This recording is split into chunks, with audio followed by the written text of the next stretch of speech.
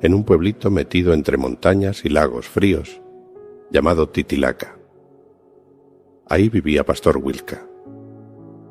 Pero no te vayas a confundir con su nombre, porque de pastor de iglesia no tenía nada. Le decían así porque, de niño, pastoreaba ovejas para sobrevivir. Y cuando te digo que era pobre de verdad. De esos que andan descalzos por la vida, que comen lo que encuentran o lo que la gente les regala con lástima. Uno pensaría que alguien que ha pasado hambre y frío aprende a ser humilde, ¿no? Pero no. Wilka era de esos que, en vez de aprender, guardan rencor. Y un día su vida cambió de la noche a la mañana. Se volvió el más rico del pueblo.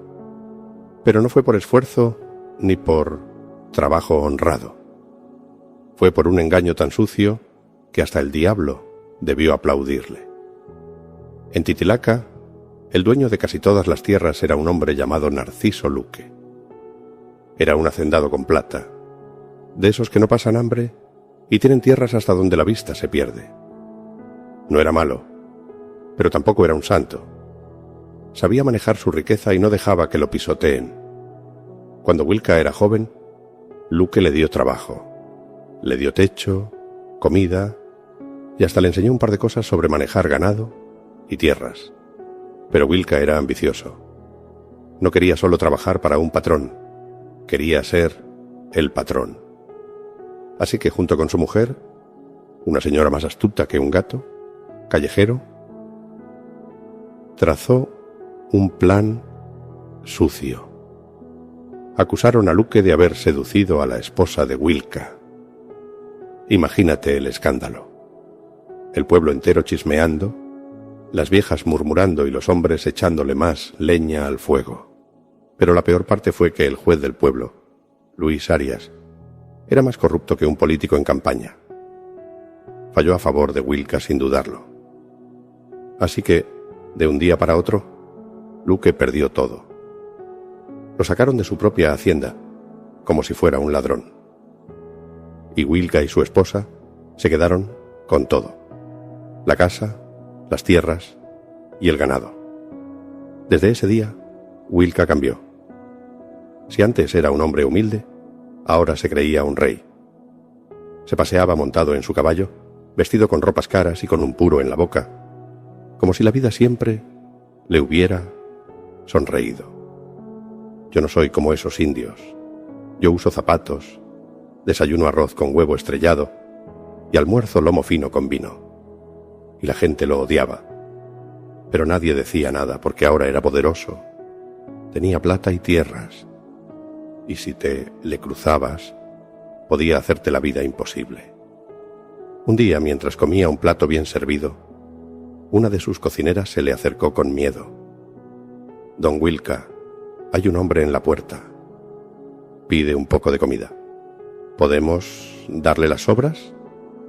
Wilka ni levantó la cabeza. «Si hay huesos, que los chupe. Si no, que se largue. A mí nadie me regaló nada». La cocinera bajó la mirada. No quiso recordarle que años atrás, él mismo era un mendigo, un pobre muchacho que recogía los huesos que dejaban los perros. Pero, ¿para qué decirle? Cuando el poder se sube a la cabeza, la memoria se vuelve corta. Así se convirtió Wilka en el hombre más odiado y temido del pueblo. La gente lo veía pasar y se apartaba. Y si alguien necesitaba ayuda, él siempre tenía la misma respuesta. ¿Para qué ayudar a los pobres, si los pobres no sirven para nada? Unos días después su esposa se fue, pues ya no le importaba su relación con Wilka. Ella, deslumbrada por el poder del juez Luis Arias, decidió abandonarlo, ya que desde siempre había sido una mujer oportunista y embustera. Dicen que don Wilka lloró y rogó, pero aún así se mantuvo firme y siguió siendo el mismo hombre cruel de siempre, ahora solo. Pero el destino le tenía preparada una sorpresa. Una mañana, Wilka notó algo raro. Todas las alpacas y llamas de su vecino más cercano, habían parido en la misma temporada. Todas. Eso nunca había pasado. Nunca. Desde su caballo, Wilka miraba los corrales con el ceño fruncido y la mandíbula apretada. «Esto no es normal», murmuró. «Esto es brujería». Pero lo peor vino después. No era solo su vecino. Todo el pueblo estaba celebrando, porque sus ganados estaban pariendo como nunca antes. Wilka sintió que la rabia le hervía en el pecho. ¿Cómo es posible que estos miserables tengan mejor suerte que yo? Y como buen envidioso, mandó a sus sirvientes a investigar. Averigüen qué demonios están haciendo esos indios. Quiero saber qué trampa usan. Los sirvientes se fueron y, cuando regresaron, traían una respuesta extraña. «Patrón, nadie dice nada raro. Solo una abuelita nos contó que una vez por semana los campesinos suben al cerro a pedir algo». Wilka se levantó de golpe. «Eso es. Van a hacer pacto con el demonio. Por eso tienen tanta suerte». Y así, convencido de su propia locura, Wilka decidió subir a la montaña. Esa noche cabalgó hasta la cima y se escondió detrás de unas rocas. Esperó y esperó, pero no vio nada. Al día siguiente volvió a subir, y al siguiente. Y así pasaron muchas noches, hasta que, un día, algo diferente ocurrió. Los campesinos subieron como siempre, pero no llevaban velas ni amuletos, solo piedras. Wilka los observó en silencio, con el ceño fruncido. Construían pequeñas casitas de piedra, jugaban a comprar y vender ganado, tejían techos imaginarios. Pero entonces se arrodillaron y empezaron a rezar. «Señor, perdónanos nuestros pecados, y perdona también a nuestro vecino Wilka». Wilka se puso rojo de furia. «¡Malditos! Esto es brujería». Esperó a que se fueran y pateó con furia las pequeñas construcciones de piedra. Pero justo cuando iba a sentarse en la roca, donde siempre esperaba, sintió algo frío en la espalda. Se giró de golpe. Frente a él, sentado en la roca, había un anciano de barba blanca y un bastón en mano. «Hijo, ¿por qué destruyes las construcciones de tus vecinos?». Antes de que Wilka pudiera responder, desapareció. Luego una voz grave sonó detrás de él. «Pastor, ¿cómo estás?». Wilka giró la cabeza. Frente a él, un hombre alto, vestido con un abrigo oscuro, lo miraba con una sonrisa extraña. «¿Quién eres tú?». El hombre sonrió. «Soy el que puede darte más riqueza o quitártelo todo». Wilka sintió un escalofrío recorrerle la espalda. Ese hombre alto, con su abrigo oscuro y esa sonrisa tranquila, no era alguien común. Había algo en su presencia que le helaba la sangre y al mismo tiempo lo llenaba de curiosidad. «¿Quién eres tú?», preguntó con el ceño fruncido, tratando de sonar seguro. El hombre esbozó una sonrisa ladeada, como si se divirtiera con la pregunta.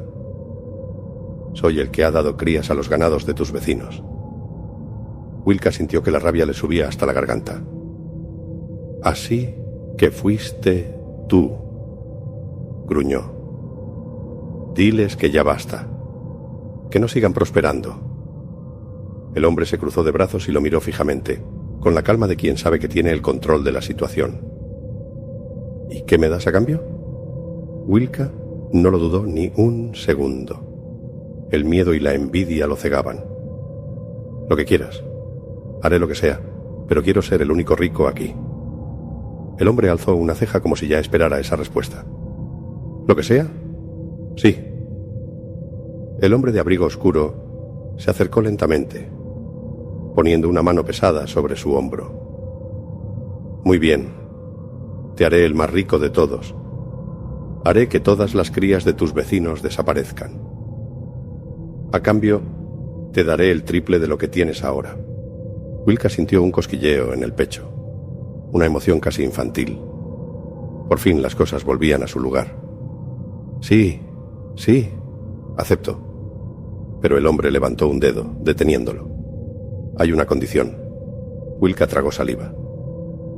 Dímela. El hombre lo miró fijamente a los ojos y habló despacio, como si cada palabra tuviera peso. Debes arrodillarte ante mí y prometer que todo lo que tienes será mío, y todo lo mío será tuyo.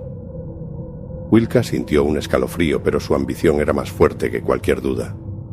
Sin pensarlo, se dejó caer de rodillas frente al hombre.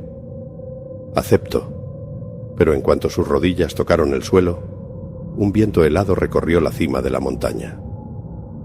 Las piedras crujieron. La luna pareció apagarse por un momento. Y de repente, el hombre desapareció, como si nunca hubiera estado ahí. Wilka quedó jadeando en la oscuridad, con la sensación de que algo dentro de él se había roto, pero lo ignoró. El trato estaba hecho. Todo volvería a la normalidad. O eso pensaba. Al día siguiente, cuando Wilka llegó a su casa, encontró a su exmujer en la puerta. Pero no era la misma mujer de antes. Estaba flaca, ojerosa, con la ropa rota y los pies descalzos. Tenía el cabello enmarañado y los labios resecos. Se veía destruida. «Perdóname, marido mío», susurró con la voz temblorosa. El juez Arias era un farsante. No era un verdadero juez, y ahora está en la cárcel. A mí también me metieron presa. No tenía dónde ir. Wilka la miró con desprecio. «Lárgate de aquí», le escupió con frialdad. «Ya no eres nadie. Por favor, fuera». Pero antes de que pudiera cerrarle la puerta en la cara, se escuchó un estruendo de cascos. Un grupo de hombres a caballo entró en la hacienda. Llevaban uniformes y expresiones serias. Wilka sintió un nudo en el estómago. Uno de los hombres, de aspecto imponente, bajó del caballo y desenrolló un papel oficial. «Don Wilka, soy el juez Salgado. Te ordeno que abandones esta propiedad inmediatamente». Wilka sintió que el suelo se le movía bajo los pies. «Pero yo gané el juicio». El juez negó con la cabeza, con la misma calma con la que un padre le explica algo obvio a un niño. Ese juicio fue una farsa.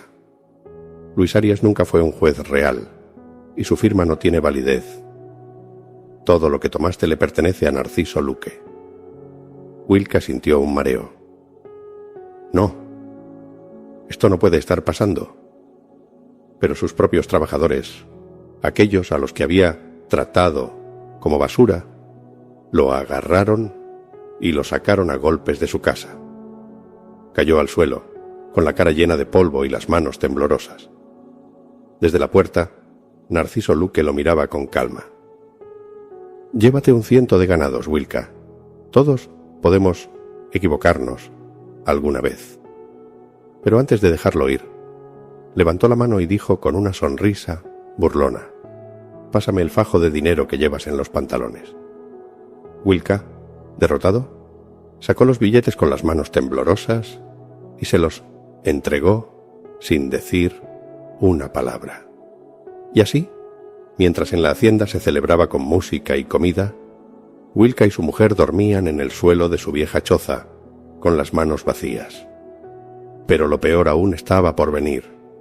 Primero, sus ganados empezaron a morir, uno por uno. Primero una alpaca, luego 5, luego 20.